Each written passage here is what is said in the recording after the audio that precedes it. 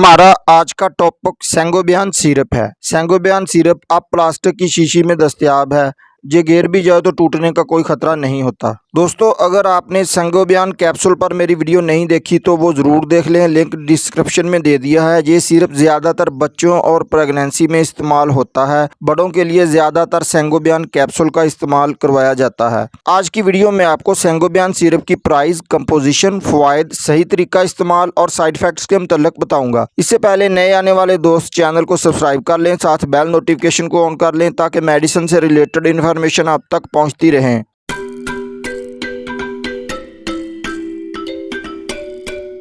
सेंगोबियन syrup का brand name Marton dough है, जो कि एक मल्टीनेशनल है। ये 120 ml पर मुश्तमिल होता है। इसकी कीमत 97 रुपये है, यानी कि 97 रुपये में आपको हर मेडिकल स्टोर से बआसानी मिल जाएगा। ये सिरप आयरन और बी कम्प्लेक्स पर मुश्तमिल होता है। आयरन और विटामिन बी की कमी उन लोगों को होती है जो अपनी डेली की बैलेंस डाइट इस्तेमाल नहीं करते। ये सिरप जिस्म में फौलाद और विटामिन बी की कमी को दूर करने के लिए इस्तेमाल किया जाता है। इस सिरप के इंग्रेडिएंट्स की बात कर लें तो इस सिरप में फेरस ग्लूकोनेट की मिकदार 129.5 मिलीग्राम होती है। इस सिरप में फेरस ग्लूकोनेट की मौजूदगी से अनीमिया यानी खून की कमी दूर हो जाती है। जिस्म में खून के सुर्ख खलियात में इजाफा होता है। बच्चों में पीली रंगत को सुर्ख रंगत में तब्दील करने के लिए ये सिरप बहुत मुफीद है। ये सिरप भूख की कमी को दूर करता है, खाने पीने की ख्वाहिश को बढ़ाता है, कमजोर और दुबले पतले बच्चों को मोटा ताज़ा बनाता है, वजन में इजाफा करता है।